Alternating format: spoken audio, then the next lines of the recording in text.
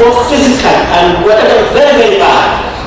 We have very weak industrial development in this continent. Insecurity and corruption is very, very high in the continent. Poverty, this absolute poverty is very, very high in the continent, and so on. Now, the fact of the matter is, we can complain that may be saying the wrong things, because there are many intellectuals there who are world class. But I can tell you, Africa has failed to give the world global products. We have failed to give the world global companies. We don't give the world global know-how. I don't see Africa going to Korea to solve their problems. I don't see Africa going to Japan to go and solve their problems. We don't. And therefore it is this that is going to push us to the front. This is the thing that has to make us, through this conference and others, to actually think about it. But this is not new. Every country has tried their policies, the politics, the regional, all those kind of conferences. We have tried to push our continent to be efficient. I've been working with Hungary for a very long time under the African Union system. Every time we go, we talk about intellectual property, setting institutions, technology transfer. For years and years, for nearly 15 years we've been talking about this. So we know. But we have always not only the best. We always fail differently. So the community rotate around understanding that if we want to develop this continent, we have to understand that this development, this sustainable development, firmly depends on the vibrance, connectivity, efficiency of our knowledge capital. I know when I was young, when you see a professor, he doesn't dress well, he doesn't look after himself, he's walking slowly, and even when he goes to functions, they don't allow him to cross the door because they think, oh, this man is looking dirty and he's not. But they don't know what is in his head can actually change the country. But when you get politicians with nice dress, style, shiny, big telephone, immediately they come, everybody moves in, they say movie. They don't know that he is actually a very bad man. So, the thing is that we must realize that this knowledge capital is very, very important. And it is hinged on the dynamic scientific research, technology acquisition, innovation generation system. This is the master key, and there is no cutting corners. If Africa wants to move to the next level, it must take the science, research, technology, and innovation ecosystem very, very seriously. And so it is highly important for us to look at this, because each time we discuss as technical people, we just say STI, science, technology, and innovation. We lump everything up together to the extent that people that we're talking to don't understand. In fact, they don't want to come to our conference. If you look at this conference, it's very, very important. There are 55 countries. Is there any president of an African country who has come to listen to you? Zero. Because if he was there, there would be security all over the place. There is no government. There is no politician of reason at the highest level to come and listen. Why? Because we never dissect this to make sure that it is interesting for them, it is realistic for them. We are just talking to ourselves. So we need to understand that. So what I did, I chopped this science, technology, and innovation into three halves. I said, let me check, even in this room, who belongs to what. If you take the science house, in this room there are many people who are candidates. This is the house where the people have the ability to study, generate knowledge, discover things, conceive possibilities, document and communicate and publish and talk like this. This house is very, very strong. And because it is very, very strong, it is made out of specialists. They must have PhDs. They must become professors. They are highly trained and qualified. It takes a long time to produce them. They have expensive tools and their workshop is very, very expensive. Politicians don't like you because you say, give us $2 billion to establish a workshop. They can't connect. And then you need very high motivation to actually work. Now, as important as you are, what is the value of these scientists? What usefulness are they of? I can tell you confidently, I was part of this, that is why I ran away. All you do is that you produce high-level quality knowledge. You become a specialist and you feel good about yourself. And The value of this group, if you continue building scientists, PhD holders, professors, in this class, you still have to import medicine from India. They are not as useful as we think. I'm sorry, Professor. But they are very, very important. What is needed is that you need another group to work with this knowledge back. And that is what takes you into the engineering and the technology. This is the house where they may have PhD, they may be professors, but they may not also have PhD because these are the people who have the ability to transform knowledge into socio-economic solutions. Liquid crystal display is only a base. You excite it with voltage, it glows like this. You can write 100 papers, academic papers, and become a professor. It's totally useless. But when technicians take it, they press it into sheets, control the thickness, control the voltages, and then it starts getting regular colors. And then you start saying, wow, this could be applicable. This is the value. Sometimes the professor of the liquid crystal display cannot do these technical things and control it that way. So that is what takes you into that. But then, these are also very important. The technocrats, engineers, artisans, they are also very highly skilled in using the knowledge of the science to get technology out, and so on and so forth. They can showcase prototypes. But I can tell you, many academics, when they have prototype, they think they have arrived. No. A prototype is only a functional model. Commercially, it's totally valueless. The machine is too big, it's shaking everywhere. Yes, it flashes rice, but nobody can manage it. You know. So what you get from this group also is what we call intellectual property. This is the beginning of the value. And in Africa, this is not well understood. And this intellectual property is literally the critical transition of this knowledge into some things that can mature to be useful. Now, intellectual property, that word property, is like any other property. Your land is your property, but you need a certificate of occupancy to prove that it's your land. Your car is your property. You need the license and the insurance papers to showcase that it's your property. So also, this knowledge property, you need a piece of paper. Otherwise, it may not be as useful as. So that is why intellectual property divided into two will give you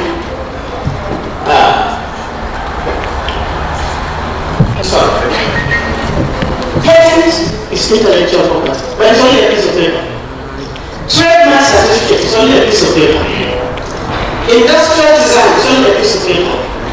Trade secrets is not paper, it's in your head, you keep it. The day you tell your wife the secret of making that drink, then the intellectual property is gone. And so on and so forth. But this protection, these are the protections. If Africa doesn't understand that, when you get solutions as intellectual property, you have to protect it. You have to trademark so that you can exchange these goods so that you showcase. If I take this water, for example, and I remove this aquafina label, and I put the paper here without any label, nobody will drink it. You will think that it is poison. So that paper is technology. That is why it's trademark. You have to register it too. Trade secret, my mother used to have a lot of trade secrets. She used to file bean cakes, and the bean cakes are very nice. We eat it to go to school. But if you want the temperature of the oil from an academic team so that you can fry these bean cakes for industry, the first thing you will get is a research proposal. We get a big book saying that we need thermocouples, we need transducers, we need viscometers, and so on and so forth. They can go for 1 year, and still you use that temperature, and the bean cake is not well done. Oh, professor, this temperature is not right. Then you start the academic tree. You know the viscosity of oil coming from that region is different from the viscosity coming from that oil. But my mother knows all this. That is trade secret. Once you keep it, it's intellectual property, and so on and so forth. So, now, once you have this intellectual property, that piece of paper, in Africa, a lot of the academics that have patents, they want to keep it. They don't transfer it. Keeping it is a liability because of patent. You have to pay money every year. And it is only for 20 years. After 20 years, it goes to public domain. So it's like your house. You build a house, no tenant, and each you are paying for rents, you are paying for electricity. It's a liability. The same thing with intellectual property. So what you need to do is that you need to turn that intellectual property into an asset. You have done this research, it has come up with prototypes, solutions, you have registered it, it must become products to power you and power your money. And this is literally what is called technology transfer. A lot of us in Africa don't understand this. They say, oh, technology transfer is not possible. What I am doing to you now, based on the little I know, is technology transfer. Anybody who has improved a little bit from this lecture is technology transfer. So also, one or two things is technology transfer. And this is a very, very complex process. And these are all the methods. If you can do it, you can self-actualize it. Take your patent, establish your industry and start making money. You can sell it. Take that patent with the whole books and everything, sell it for $2 billion and go back to your research lab. You can do it by license. Take this and everything. For every $100 or $100 a year, give me $10 so that I can continue.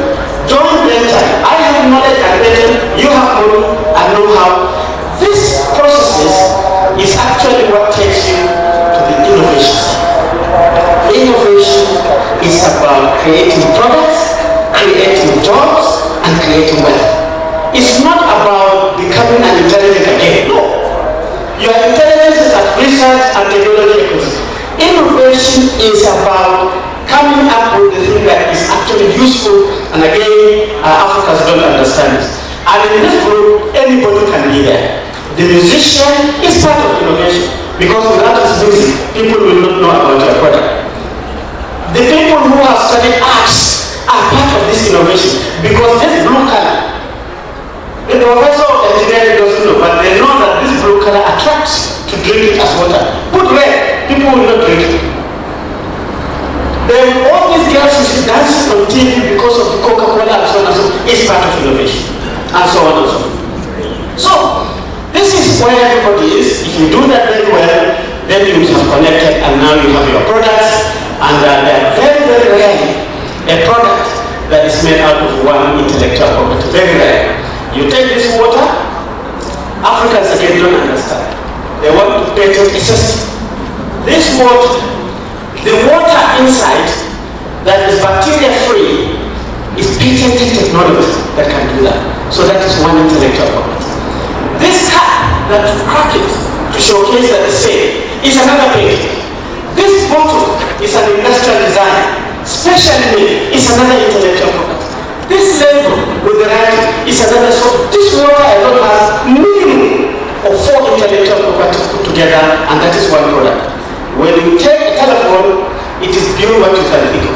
There is software in it, there is the design in it, there is the technique, the glass, there is the processes, and so on and so forth. Very rarely will you come up with a total system with just one intellectual property. Africans don't understand this. You want to sit in your laboratory, you want to do everything because you want to make money, and therefore you think you can do it. It's impossible. You know? So, I'll conclude very. Now, in our continent, I think I will just use very briefly Nigeria to demonstrate to you that yes, we need to change. First, if you look at our country, this is the newest policy. In Africa, every new government has this character of you come, the last government has gone, you want to uproot the tree and look at the roots and say, oh, there are roots, and then plant it back again. We don't like watering the tree that you made to grow for fruits. No. We each time go back to policy. I don't know about in Egypt, but in Nigeria, every time you have a new government, you realize that you're going back to policy again. You're calling eggheads, you're discussing what do we need to do. That cannot work. We have to understand that it's an additional, it's an additive process. You plant, I come and water, it grows a little bit, I come and water the fertilizer, it starts flowering, I water until the fruit comes out. Otherwise, the fruit keep up with you. So, we have a new policy. Look at our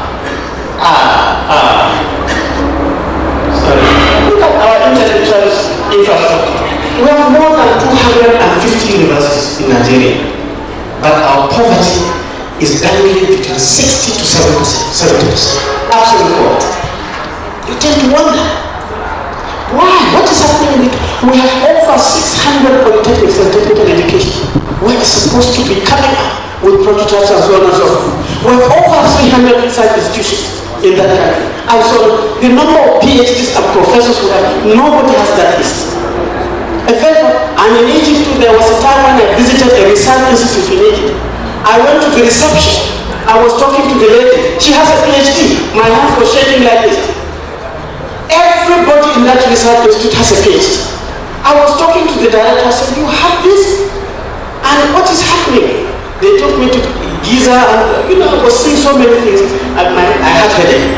But the same thing, I will conclude, Chairman. So when we look at research in this continent, we know, even in this room, the number of professors is overwhelming. We are in space technology. Egypt is in space, Nigeria is in space, and Rwanda also in space. The highest level. We have laboratories everywhere. We are doing renewable energy everywhere. We are publishing papers everywhere. The whole global high impact journals knows about African science. We are publishing everywhere. When we look at engineering and technology, we know many of us have patents. We also have creative things that are protected everywhere in this continent.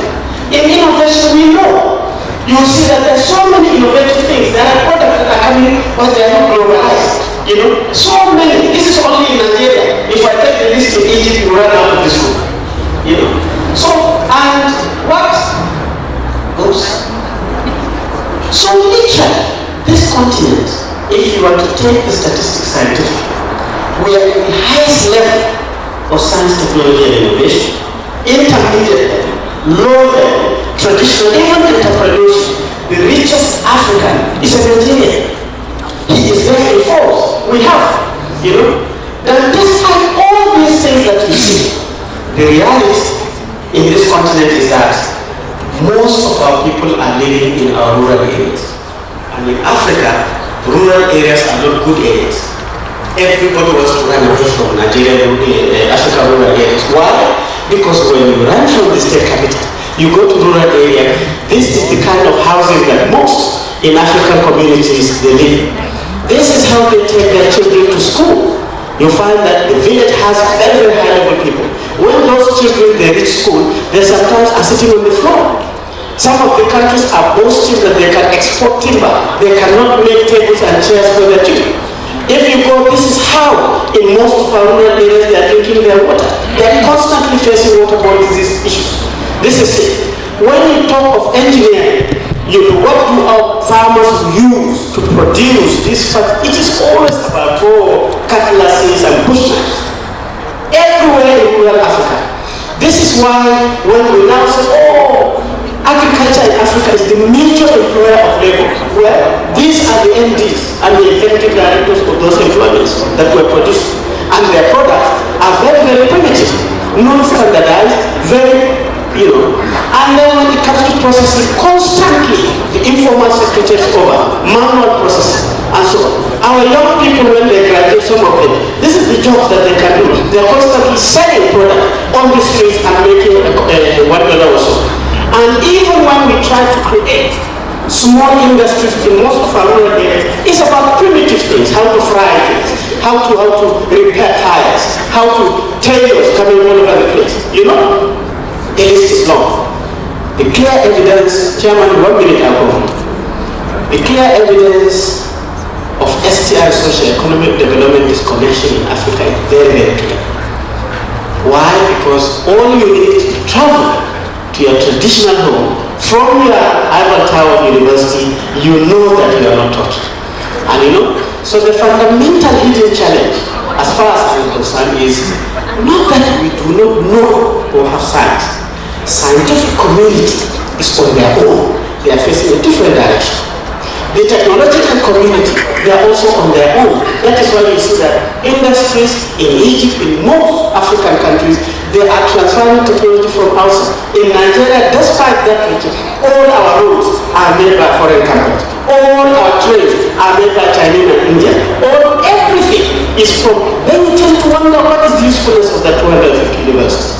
Innovations, everybody now you see in Nigeria, 100 or 250 million, they are carrying smartphones everywhere with pride, and they change it every year. They say, oh, version 2, we say I must get it. But 100% of these telephones, not one is actually made in Nigeria, and it's the same story in most of Africa. So, we don't understand that it is not good just to have knowledge. And your people, who is the market? The secret is that there is a value of death. If you don't know how to get your knowledge to jump to your people, your knowledge will constantly drop in the value of death. That is why you find that in most of African countries, the first and second generation engineers, they didn't do everything, but they are recognized globally. You call their name, they know, but when you talk about their country, they have not done anything. So what do we need to do through conferences of this data and others is that we need to resolve hey, African science, do what science that can be useful to Africa so that it can become African technology. Then we can use it to innovate, to create wealth, to create jobs, and also develop. So we have to continue with this kind of forum, to continue pressing this until we get a Venn diagram. The center where you see all the science have become technology, there are patents, there are trademarks, there are products, and there are innovation. This is the sweet spot. In some countries, the Venn diagram is actually one, and this is measurable. You can measure it in each. If you go to the University of Cairo now and ask how many papers have been published in the last 10 years, I think even just the abstract will fill this hall up to the top. But when now you turn around and say, oh, all this knowledge, how much of it has become patented and intellectual property? You start getting 1% or 2%. Then you check the 2%, 1%. How much has become products, creating jobs, employing Egyptians, creating Egypt free? Then you probably get it. This is the overlap, and it is measurable. And it is only when you have this overlap that you would have built a bridge over the value of death. And to do this, these are just my concluding remarks. What we need to do is that we must turn our institution, our academic institutions, from being a school where young people can go and get a certificate to become research and development experimental centers of excellence. We must turn our universities to become production and industrial centers, so that in the university young people are seeing. We must make sure universities become enterprises who want to sell their products, physical and mental, to survive. You know, when you compare University of Cairo again and MIT, you say, MIT, how much are you getting from your knowledge going to industry?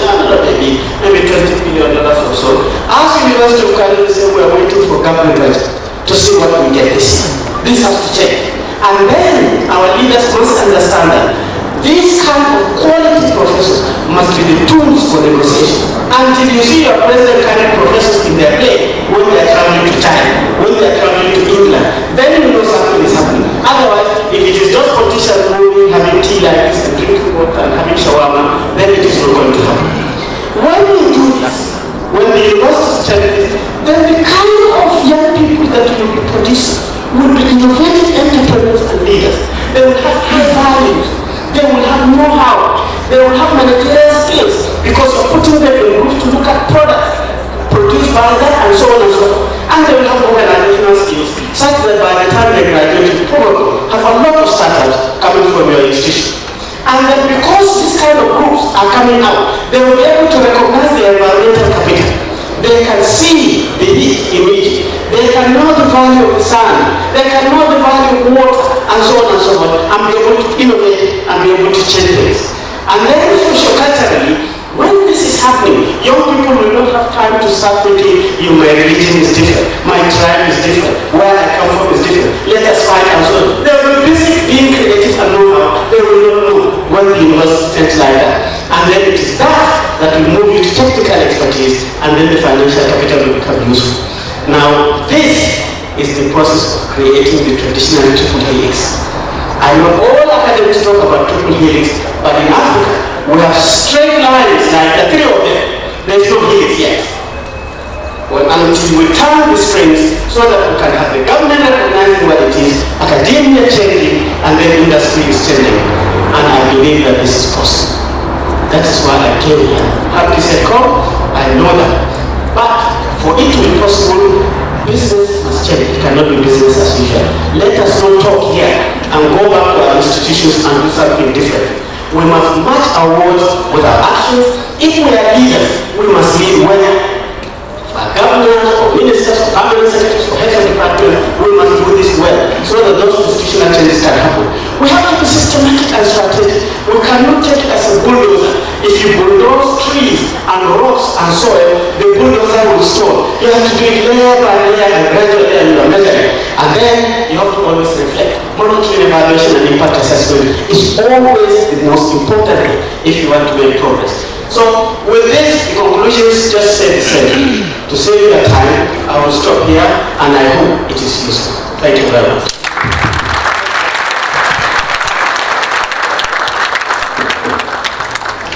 Thank you very much, Dr. Umar, for awakening us. We already know these things, but something is happening that we are not doing enough. Your presentation is a wake-up call, and I'm sure everybody has enjoyed it. Thank you very much. Our next speaker is Professor Yahi, and he's ready to. Thank you.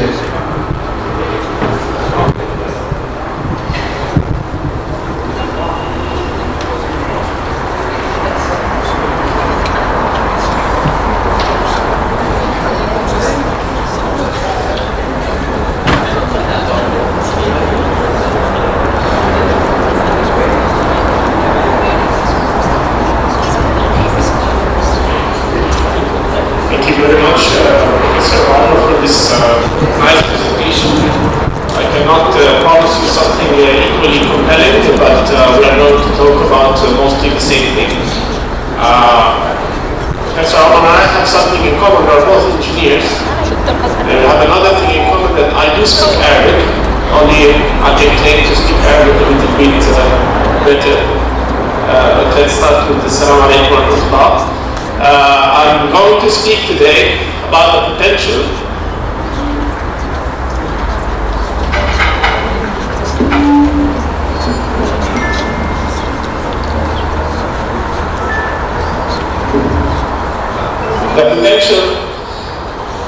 of intellectual property for Africa, for inter-Africa trade and prosperity. And in order not to divide your attention between the podium and the presentation, I will prefer to stand here.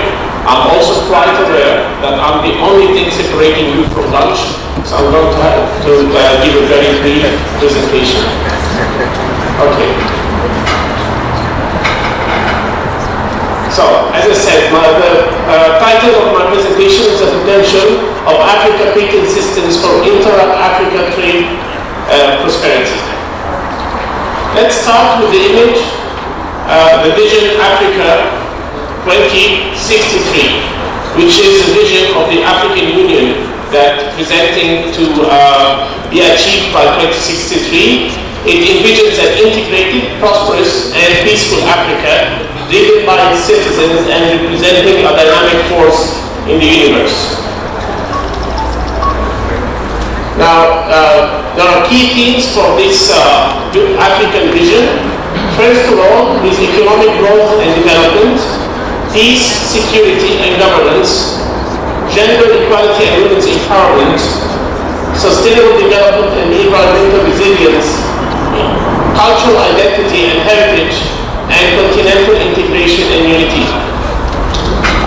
In addition to the key themes, we have goals that match these themes, and these goals are represented by harnessing Africa's demographic dividends, silencing the gun to ensure peaceful and secure continent, empowering women and youthful leadership and economic participation, achieving inclusive economic growth and sustainable development, preserving and promoting African cultural heritage and identity, and achieving a united and integrated Africa, both politically, socially, and economically.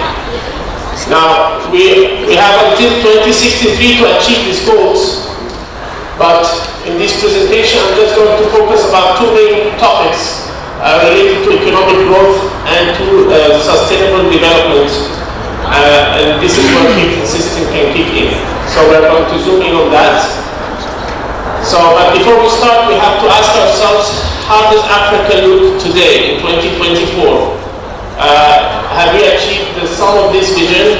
And if not, how can we get to this vision? This is what I'm going to speak about next. So, in Africa, we have 8 regional economic communities. I can't name them all, but they are ECOWAS, AGAD, SADC, etc.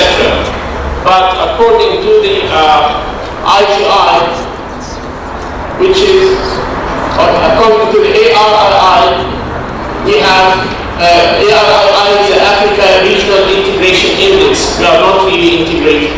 So this index measures the amount of integration between the Africa as a region, amount of integration of each country of the 55 countries in Africa, and how they are integrated with the region. And these are on a scale from 0 to 1, these are the results. Across different dimensions, in trade integration we only achieve 0.4 on average, 0.38 macroeconomic integration, 0.22 productive integration, infrastructure integration is 0.2, and 0.44 for free movement of people. And if you think this is an advantage, this is only because many of the African countries have a relaxed border control system, so this is why this dimension is a little bit higher. If we look at inclusive growth index, what inclusive growth index is an index that doesn't measure growth in economy in mere numbers. It measures the growth in economy based on how much it contributes to society, how useful it is in reducing inequalities, in creating jobs, improving access to services, and in fostering social mobility. And if we look at the results, Africa is achieving, again on a scale from 0 to 1, Africa is achieving a mere 22.2, for a scale from 0 to 100, where North America, for example, achieves nearly, and Europe achieved nearly 3 times as much. And so that we are really not very well achieving the inclusive growth. This is a further division into the same index, but this is divided, showing a comparison between developed countries in blue and the other 3 developing regions, in Africa in yellow, in developing Americas in green, and in developing Asia and Oceania in purple. And we can see that Africa is, in almost all dimensions, is doing the least job when it comes to inclusive growth. Again, inclusive growth is about the people, it is not about mere numbers. However, the vision is not all that negative, because for the same index, if we look at the numbers for the fastest growing regions in the world, it is again Africa. To the left, you have the growth rate of exports in goods in 2021 was the highest in Africa. So Africa achieved a growth rate of 38.9 in the export of goods and services. And again, in 2022, Africa was the largest developing economy that achieved the growth in goods and services. And 2022 is the latest available data in this regard. And so we have a very promising landscape in Africa that can help us if we do the right thing. So, back to our question, how to go from Africa in 2024, as measured by these 2 indices, into Africa 2063, which is the Africa we want. This is why we have the African Continental Free Trade Area Agreement. And we were supposed to have a keynote speaker at the first session to speak about this from the Ministry of Commerce, but couldn't make it. And so I will give a very brief presentation of this agreement. It came into effect in 30th of May 2019, after 22 countries ratified the agreement. Out of 55 countries in Africa, 54 are signatory states. 47 of them have already ratified the agreement. What is the potential of this agreement, the potential is it could lift 30 million people in Africa out of poverty, and it could boost the income of Africa by $450 billion. If again, this is estimated in 2035, and it represents a 7% gain from the current status. With any free trade agreement, there is what's called the rules of origin, which means how do we determine if a product is eligible to get this free tariff treatment. And there are three ways that the agreement does that. First of all, it's product-specific rules. For each product, there is a certain percentage that the product has to achieve in order to get the preferential treatment. The second rule is the wholly obtained rule. Automatically, if any country produces 100% of the product, it automatically qualifies for the preferential treatment. And this happens when the product is merely a crop or a mineral or something that's extracted. And the last and most interesting one is the cumulative rule. Professor Omar spoke about the value chains, creating value chains. If we succeed in generating value chains in Africa, then the cumulative rule gives a cumulative percentage to the product. If it is parts of the product is done in Egypt, parts is done in Nigeria, parts done in Algeria, and so we can combine these to achieve the threshold to get the preferential treatment. Negotiations were divided into two phases, and the two phases have several topics, but again we're going to speak about two different topics of the agreement that I think are very relevant to our conference today. First of all, I'm going to speak about the trade and services and the intellectual property rights. So trade and services is very interesting for us, especially most of us here are engineers and sciences, because for example, trade and services meaning you can do consultancy work outside of Egypt. As we see, the rules of origin for the African continental free trade area were put that we envision liberalized African services market achieved by gradually eliminating restrictions incompatible with the agreement, the protocol, the negotiating guidelines, and the modalities for service negotiations. So this is a commitment that still has to take place, but in general there are 5 categories of services that will be liberalized by this agreement. First, business services, and business covers all professional services including, as I just said, the consultancy agreements and engineering work, computer-related services and IT, research and development, real estate services, rental, leasing services, and other business services. This gives rise to an open Africa platform in which all professionals can, if they have the right framework, they can provide their services regionally within Africa, and they don't need to go and register within each and every country. For communication services, there is free postal services, courier services, telecommunications, audiovisual services, among others. Financial services include insurance, banking, and other financial services. And then we have tourism, where we have the liberalization of services provided by hotels, travel agency, tourist guides, among other things. Finally, almost all modes of transport are going to be liberalized, which again opens the door to a lot of trade between the African countries. So this part is the first part that the Africa continental free trade area is going to have, which is liberalizing services. And this is very important because usually free trade areas, they liberalize only products, but in order to provide more interaction, this is also liberalizing services. The second part, which is also very important, is the innovation, the encouragement to have more innovation in Africa. And the same quote that was used by Professor Dakshan during his introductory speech: research transforms money into knowledge, technology transforms knowledge into money. And this is from the guy from Post-it.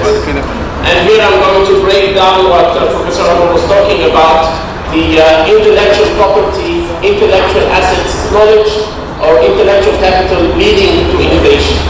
So intellectual property refers to creations of the mind, like inventions, literary, artistic works, designs, symbols, names, images, and whatever you can name. And we have to understand that when we speak about intellectual property, we are speaking from a legal point of view. So if you have an IPR, an intellectual property right, then you are legally protected to have what you are talking about. You can use it. But then we have intellectual assets. These are intangible assets. They could be the people in your team that have some connections.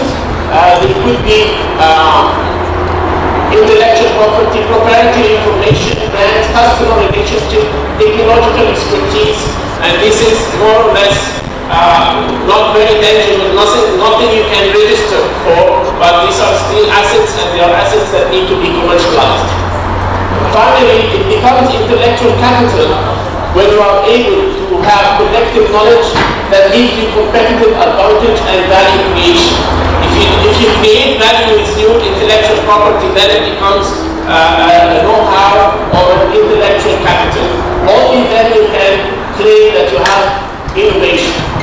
And so what is the basic types of intellectual property? I'm going to skip through those because they were covered already in the previous presentation. But we have the patents. We have the geographical indication. This is something that comes very natural to Africa, because each place can register some products and say, if this is, for example, the type of cotton, the Egyptian cotton, this is a geographical indication. And we have an example from Egypt in which some products from Marsa Matruh were registered to be geographical indications, and this creates more value. If your product is registered to be from that region, and that region had some reputation, then it becomes more valuable. Patents, I think we will speak in a bit more detail later, but we all know patents when you are trying to protect either a design or something like that. And we will speak about how the things are divided in Africa later in my talk.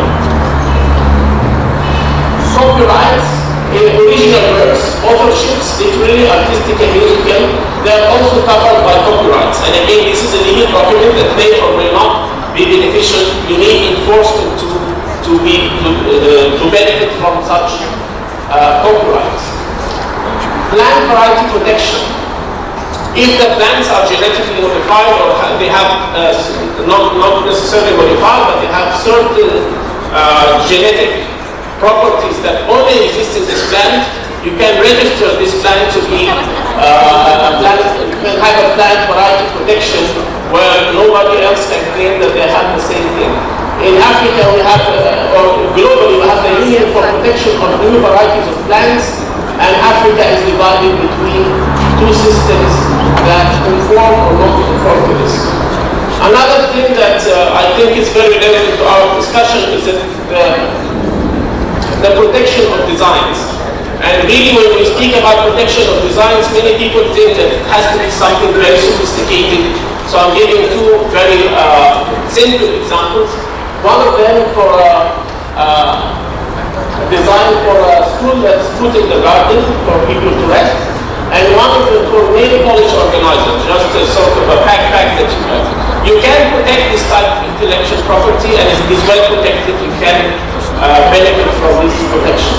Of course, we have more high-end environments like Lenovo's vertically foldable phone and stuff like that, but these are all designs that can be protected. We all know trademarks, and I think Professor Amar spoke about this. I'm not going to repeat what he said. And sometimes you have trade secrets. Trade secrets is something that you have internally that you're not willing to register because you will give away the secret.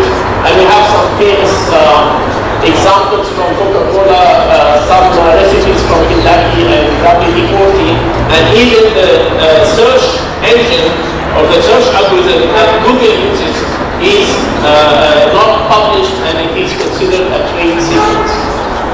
So, what can happen if we can have a strong patent system is that we can foster innovation.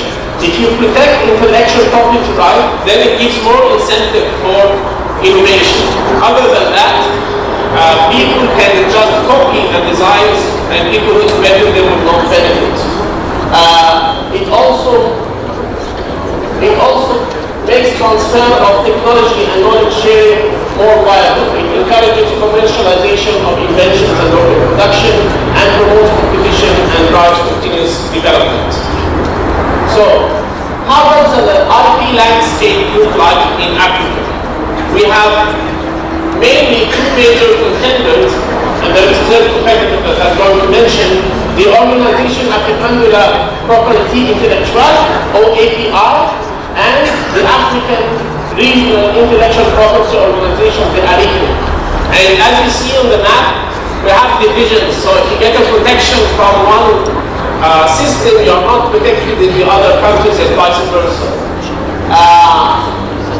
These some facts just to show, just to illustrate. I'm not going to go through this, but this just illustrates that the two systems are not compatible, whether we are talking about copyright, we are talking about design protection, trademark protection, or patent protection. The two systems, they have different durations of protection and different conditions to protect, etc. So they are not very compatible. So until and unless these systems are harmonized, we don't expect to have protection, universal protection. The third system is called the SANI patent. SANI stands for South Africa and Nigeria. South Africa and Nigeria, as the chart says, even though there are just 2 countries out of 55 countries, they represent a higher GDP and higher population relative to the other countries, and so they have come up with their own patent protection system. And as we see, you have 3 different patent protection systems in Africa, then it is not harmonized, not to mention that you have several countries that don't have a system to begin with. Again, this existing fragmentation of the IP space, the identification of this fragmentation as a significant obstacle to implementing the free trade agreement was done. There is a negative impact, and so, as I mentioned previously, we have the intellectual property right as part of the free trade agreement. The Committee of Intellectual Property Rights was established, and its first meeting, they adopted terms of reference and health capacity building activities. There is a recognition of the importance of the need to protect intellectual property rights, and the IP protocol that is going to be adopted may be the solution for this. So this is the final draft of the IP protocol. It was actually adopted by the AU Assembly in last February, and it includes a preamble and 7 parts. It will enter into force when 22 countries that deposit the instrument of ratification. This has not happened yet, so this is not yet in effect, but it reflects the shared commitment by the state parties to protect the IPRs and balance IP systems. This is just a glimpse of what the protocol speaks about. We have spoken about the basic types of protections that are given to intellectual property, but actually the protocol gives more types like parts and layout designs of integrated circuits, cultural expressions, utility models. We have not spoken about these types of intellectual property in the basic part, but they're still part of what the free trade area protocol protects. The specific objectives of the protocol is to support intra-African trade, promote African innovation, promote coherent intellectual property rights policy in Africa, and we have seen the map where it shows the division between the different countries, promote science, industrialization services, investment, digital trade, etc., and promote a harmonized system of IP protection. This will lead to encouraging African negotiation positions on IPRs and support creative and cultural industries to work across the continent. Like any other international instrument, this protocol should have the right instruments to be able to protect those rights, and they are briefly represented in this slide by the Committee on Intellectual Property Rights, which is comprised of designated officials from the states. Part of the institutional process is the national focal point. This is not a committee, but this is a person in each country which the government designates to be all the things related to IPRs will be addressed to them. The secretary of the agreement itself will coordinate the provision of technical assistance and receive and circulate the information. And finally, the Intellectual Property Office, which is an office to be established under the agreement, will take all decisions related to the intellectual property right. We have to know that this office will need a decision from the AU Assembly, which is not granted. Let's go back to the potential for trade in IPRs. As we said, the patent system only covers the legal parts, not the IP assets and not the IP capital. But if you have protection for the legal part, you can foster innovation, attract investment, protect rights of creators and inventors. It will ensure that the innovations will have more flow across the continent with increased economic activity and trade. It will also encourage local investors and businesses to innovate with confidence, because if you know that you are going to be protected, you are more keen on innovation. Okay, so trade in intellectual property is different, and I think this was also mentioned by Professor Omar, because unlike manufactured goods, IP can be shared and in a sense multiplied. So if you have a tangible good, then when you sell it, you have tangible transition, but in IP it can be difficult to stop and it leaks, meaning it can be stolen. And despite these challenges, the intellectual property is created, protected, sold, traded, shared, and even stolen on an ongoing basis. So in order not to lose this value, we should find a way to protect it. On the international arena, the World Trade Organization has an agreement called Trade-Related Aspects of Intellectual Property Rights, TRIPS. I'm going to show just the 5 broad areas, and you will notice many similarities with the protocol of IPR for the African Trade Organization. And it covers 5 broad areas. Basic principle is the multilateral trading systems, minimum standards of protection, procedures that the members should provide for the enforcement of these rights, otherwise they are not valuable, how to settle disputes, and there is also a transitional agreement. These are very similar, as I said, to the protocols. I will include one more case study from Egypt, where we adopted for this innovation what we call technology innovation commercial offices. They are filling Egyptian universities now, which is the TICO title. And each one of those includes technology transfer office, a technology innovation support center, and a grant and international cooperation center. So we can say that the framework is there, but unfortunately, if we do a research or publish reports, we don't find that there is commercial success for these intellectual properties.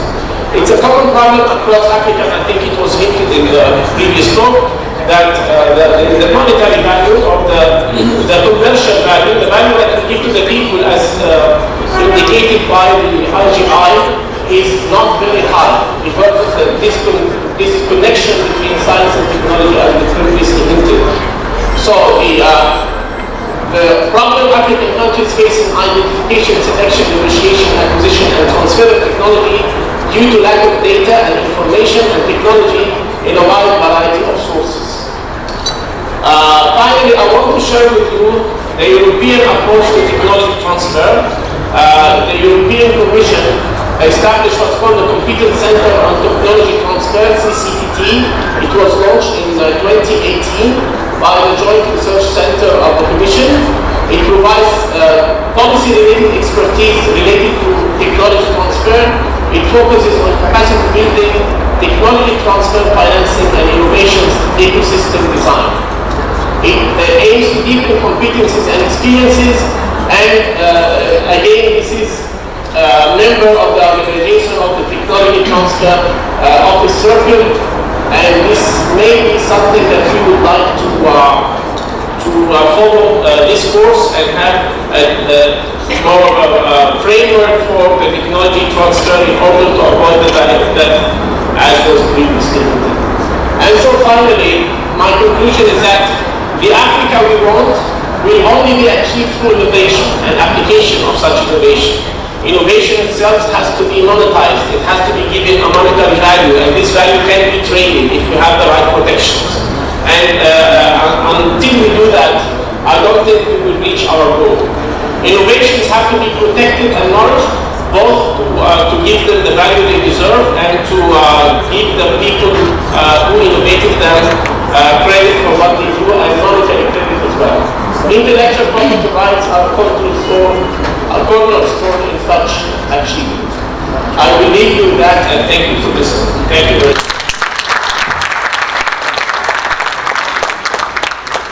Thank you very much, Professor, for your insightful and informative knowledge sharing that you've made. And I'm sure the audience here could have questions, one or two. I know we are not standing well on time, but allowing for burning questions for both presenters.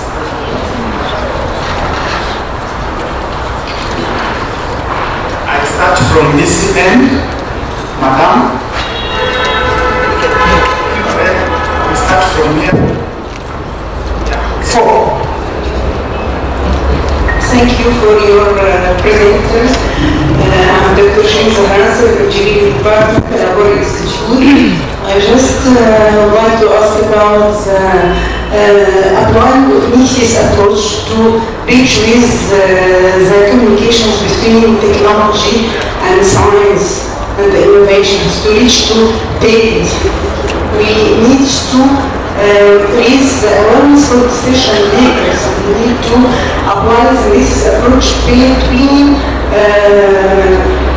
different level of decision makers to raise our knowledge, to reach our informations to decision makers with complete visions. How can we apply this in Africa? Who have you addressed the question to? Please, Madam. Thank you. Next is from this side. Please mention your names and specify the question who you are addressing it to. My name is Mahdi Hosni, the Vice Dean of the Engineering World Institute. Thank you for your presentations. My question, or maybe consider a comment.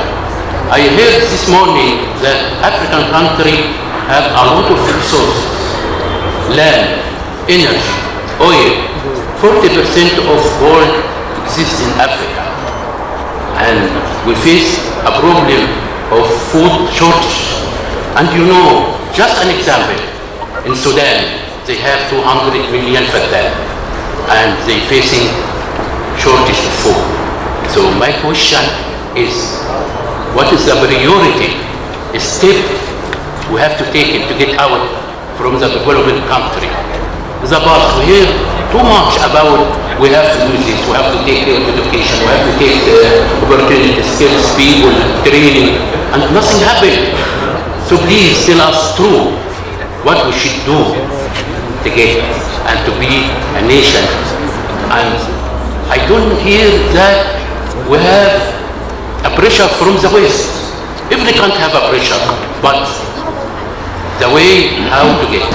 Thank you for the presentation. For both Dr. Omar, Dr. Yahya. Thank you. Thank you. Yeah.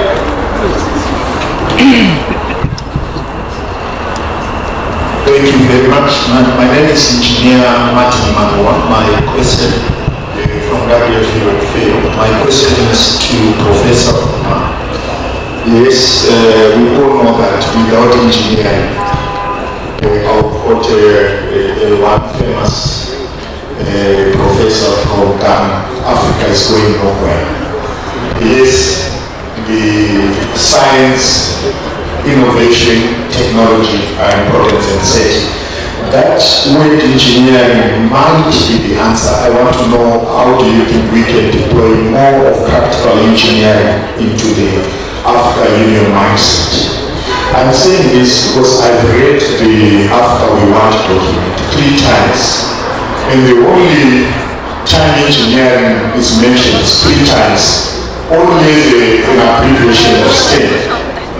That's why. So I would like, how do we then access the African Union to ensure that we put engineering at the frontier of Africa's development? And finally, I think let us be positive. There is a lot of undocumented IP in Africa which can drive our growth. We are living by other people's definitions of knowledge. How do we as Africans push our own innovation agenda? Thank you very much. Thank you. Yes.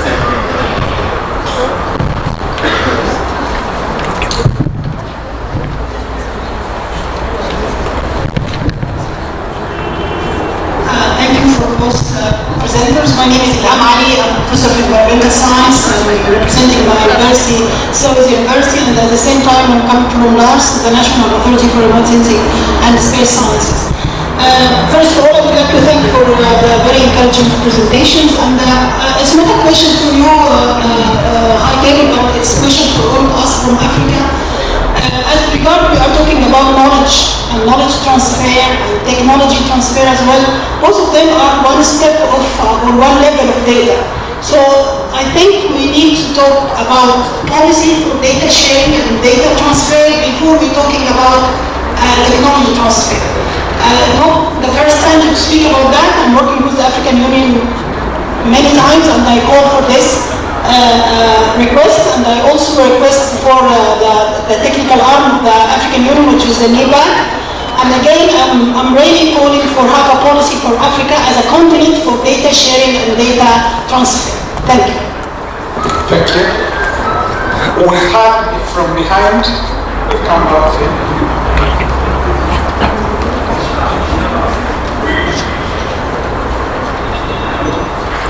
Thank you very much indeed. I think I need to appreciate the presenters for brilliant presentations. It's very stimulating and really has touched a lot. There is 2-3 issues actually. The issue of technology transfer and changing the knowledge hub in Africa to production hub is long-standing since a very long time, maybe from Addis Ababa declaration in 2007. If you can remember this. What is the problem? What is the bottleneck? Because they have done code in Egypt and some universities didn't work. It should be a bottleneck there. This is the way to introduce the mitigation measures to ensure that we are not going to face the same challenge in other member states in the African Union. That's the first thing.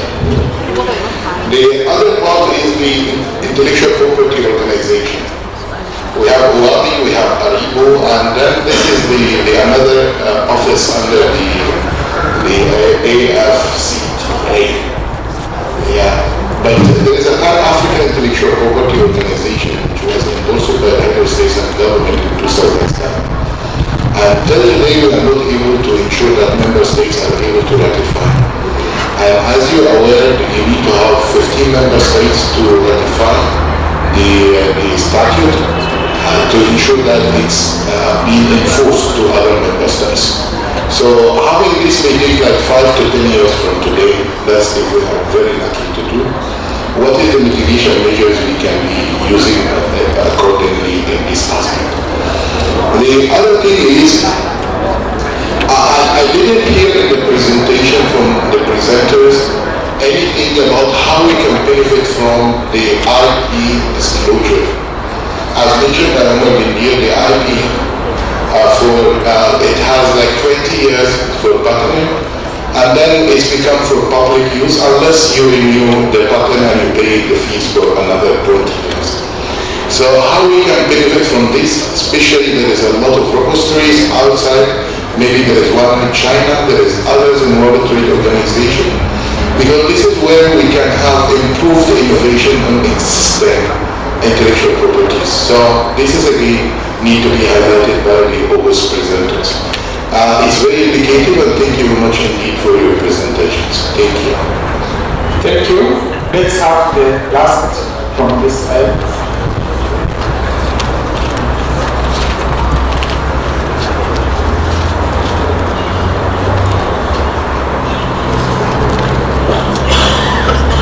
Thank you for the presenters. For Dr. Muhas's presentation, in the last 2 slides, he talked about the European model CCTT for technology transfer.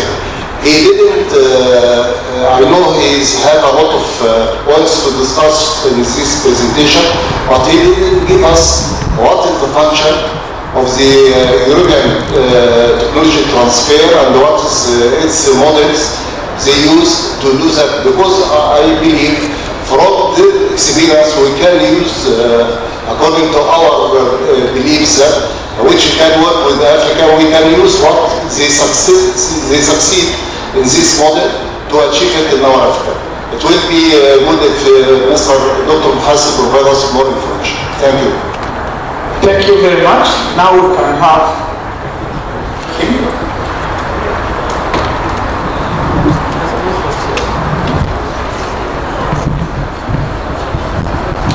Thank you very much for the informative questions. I'll start from Engineer Sami's question backwards.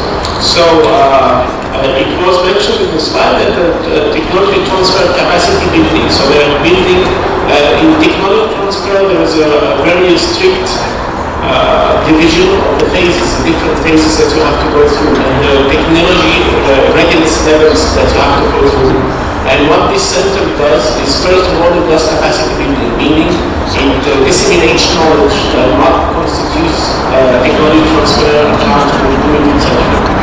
The other part is technology transfer financing, because sometimes, especially with startups, it's very difficult for people to have enough resources to do product commercialization, or sometimes even to do social media campaigns. So one part of what this center does is to ensure that we have financing. And in my university, we have a special section for entrepreneurship. And I think this is something that we're missing, because no matter how innovative you are, you have this stage where you have to get money to raise money for your innovation to become viable. And this is part of what this center is doing. And it designs ecosystems for innovation. So to make sure that the different ecosystems are in place. And so this is mainly what it does. It has a web page. I will be happy to share that with you, but this is the main function. So it's not really investing money, just a facilitator. And so, allow me, so I'll go back to the first question from Dr. Shireen. She spoke about the need for awareness from decision makers. Actually, I think to differ, because innovation, I got my PhD from the United States, and nobody, the government does have a large budget for research and development and have very significant amounts, but the research is need-driven. I think what we're missing, at least in our local community in Egypt, is industry, because if we don't have industry, how come engineers will find their innovations useful? Who is going to implement that? Especially people who work, for example, even in things like power engineering. You don't have access to the grid. And it's very difficult if you have an innovation there, unless there is a commercial need for that. And we go back to what Professor Abur was saying, is that if your science doesn't have an economic value, then you should be working on something else. And likewise, it can have a monetary value, but there is no need, because the culture in the society is an import culture. We are importing whatever we want to use. There's something that I think we all know. There's a very famous saying that if you have to be awake to make money, if you have to make money only when you are awake, if you can make money during your sleep, you will spend the rest of your life poor, no matter how much you are paid. And the only way to make money during your sleep is because your innovations are, you have realities for your innovations. So there is a difference between a culture which emphasizes the works of the hand, and Dr. Omar shared a lot of photos in his presentation. I think we can share the same for Egypt here.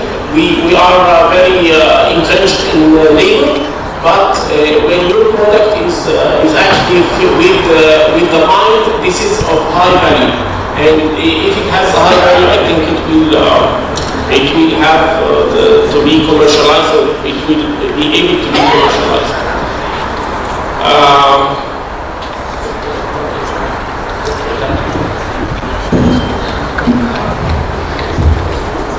Thank you very much, Professor. Until Dr. Omar comes, I'm going to thank the anonymous commenter who sent me a comment about the borders between Egypt and Sudan. I do apologize because this is something that I'm very keen on using the right borders. I know where the right borders are. I used to serve in the army, so I'm quite aware of that. But given that all the maps I used are actually showing the different distributions of IP systems, etc., it was difficult for me to redo all the maps overnight. Thank you for your comment, and I'm glad that this is something that's on your priority list. Thank you. Can you comment on Martin's question regarding the engineering not being used in terms of your presentation? Okay, again, it goes back to the same issue that Dr. Magdi raised. It's related to whether nobody is interested in improving the smartphone that Dr. Amr was mentioning. Because in Egypt, if you do something that improves the smartphone, you're not able to sell it because nobody makes smartphones in Egypt, or almost nobody. Okay, so the key point is for us to focus on what we do, on what we create. And again, this is something that is a culture that goes through the society. If you are only focusing on importing things, that innovation really becomes walking against the wind, as they say. If we have a culture of making things, improving them, making the second and the third version of it, I think that the real problem we are facing, and this is the elephant in the room, so to speak, is that we have been entrenched in a culture of consumerism. We are used to being consumers rather than makers. And if we don't give away this culture, I think we will continue to have our problems. Okay. Thank you very much. I think there are like 6 questions, and I will use just 2 or 3 slides to answer it. I have been in trouble many times in Nigeria because as an intellectual and government person, I speak a lot on TV and I say clear things that I see, and it gets me into trouble because sometimes you don't say it. In Africa we have this problem. There are things you know it does not work, but you still accept they work. There are things that you should say, you don't say, because you fear of something. So I'll give you an example. The first question, the Professor Mrs. spoke about technology and science. My professor here spoke about food and Sudan hunger. Professor Martin spoke about engineering. They said science, engineering, technology, and innovation. That is a nomenclature, a policy for data sharing. So I want to share for you a project I did that will address this issue. This case study, I call it the K and Lo story. This is K is for knowledge. Lo is the wooden tablet that we use for Quranic reading. I think you sitting here with I did that a lot. I think many of you saw. I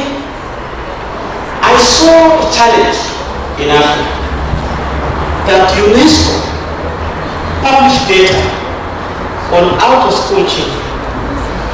In Nigeria alone, the data varies from 10 million to 30 million. Any country that has 10 million children at the age of 5 to 15 out of school is already involved.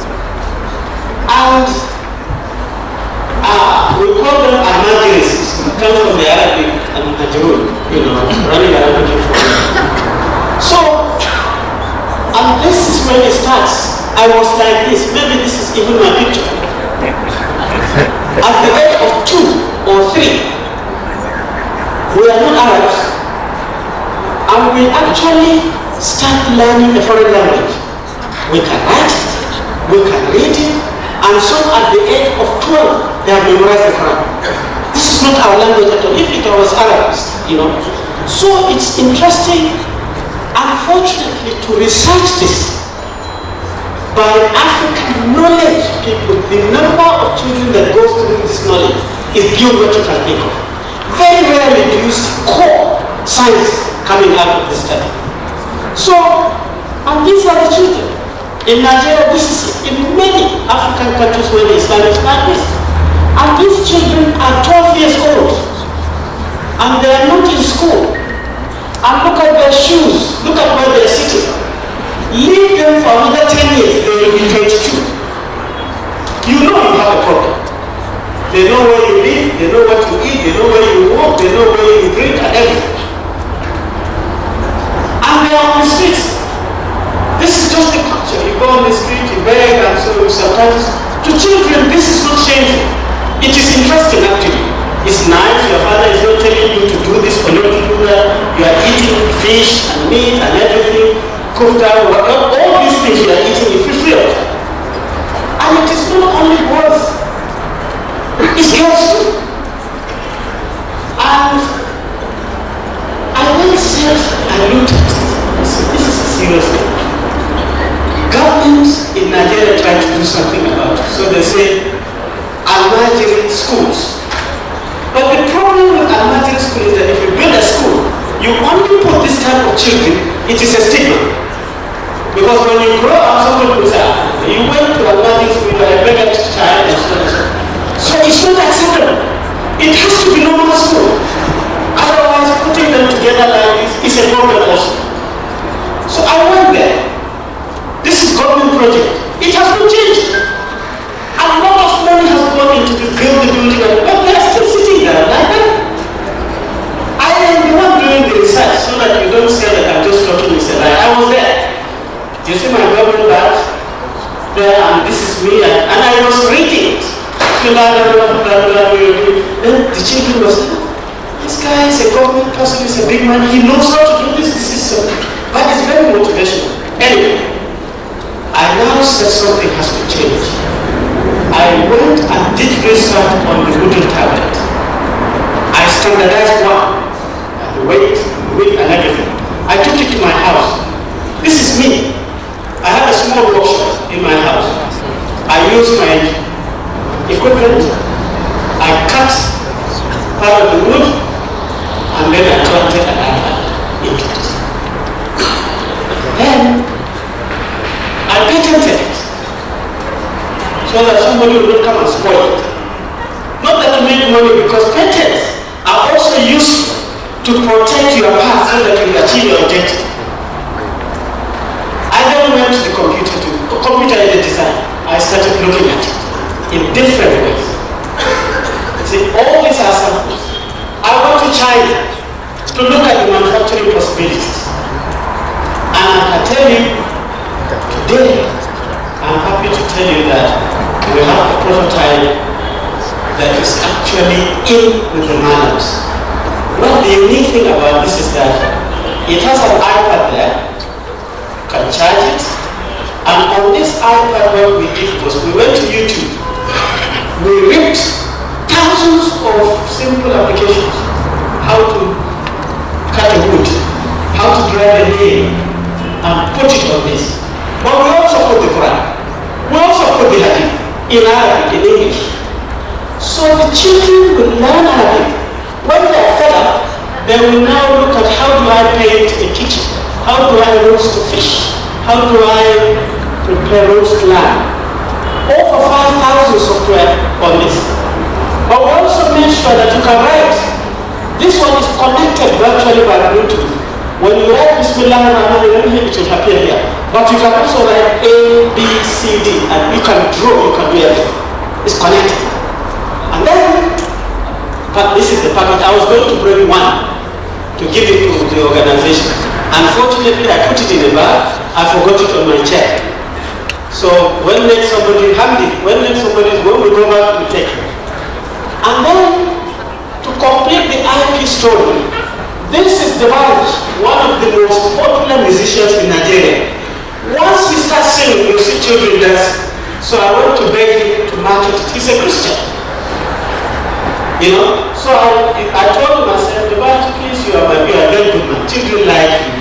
So he sang about it. He took it to one of his concerts. And while he was singing, he took it and then he showcased it.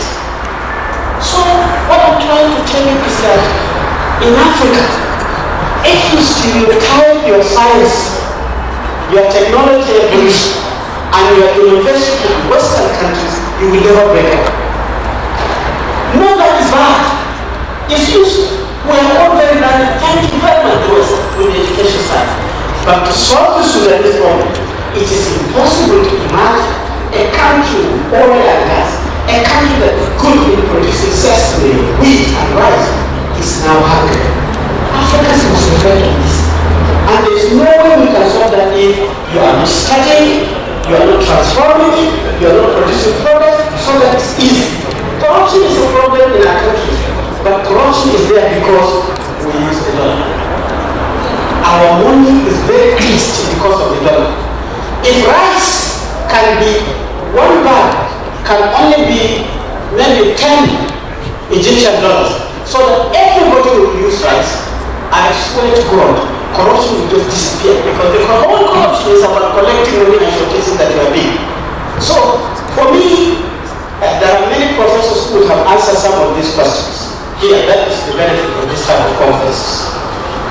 I hope that by the time we continue with the technical papers, we will continue to unleash some of these solutions. But certainly, Dr. Hamid, a measurement has to be introduced to these conferences. We have come, we have discussed. Something has to happen to pick the graph a little bit better next time we meet. Otherwise, like Professor said, if every time we meet, we are going back again to now discuss it. I am sure you have heard about science, technology, engineering, innovation 1 million times, but still, Sudan is hungry. So I hope this combination of these weird explanations have addressed some of the issues, but I consider these things in a different way. That is why I was telling Professor, 15 years ago I stopped writing papers. I don't write paper now with objective method and so on to publish. No, it's not important to me because I don't want to be professor again. But I use only PowerPoint so that you see pictures, you see me, you see practical, and if you learn something, fine. If you don't learn something, fine. I nearly challenged publications in Brazil when they did the World Science Forum. I was the only African that went to make a presentation. I presented 200 slides in 7 minutes. And they gave me an award. And they said, this can communicate better, but scientific papers don't communicate very well. Because they are very, very condensed. The curves are very nice. Even me, a professor in engineering, I have been creating those papers. So let us twist it and become African in our science, engineering, technology, and innovation. I'm sure we'll find a way out. Thank you.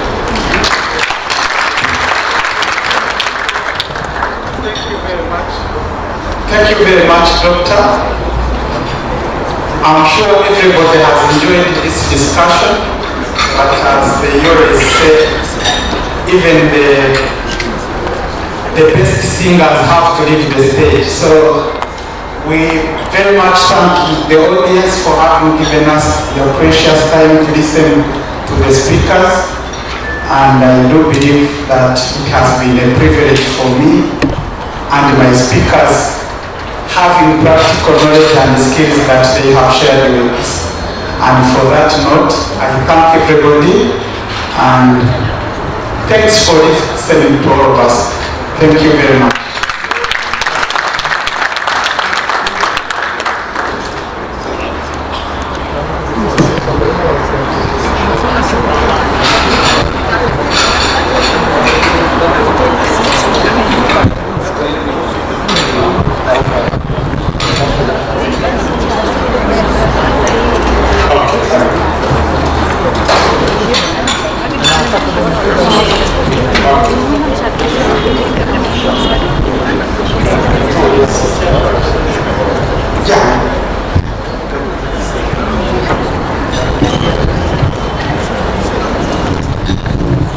الشكر والتقدير لأعضاء المنصة الكرام.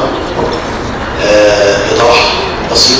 طبعا إن شاء الله تعالى هننتقل بعد كده للغداء بدعوة كريمة من الأستاذ الدكتور عبد الله سعود الشام.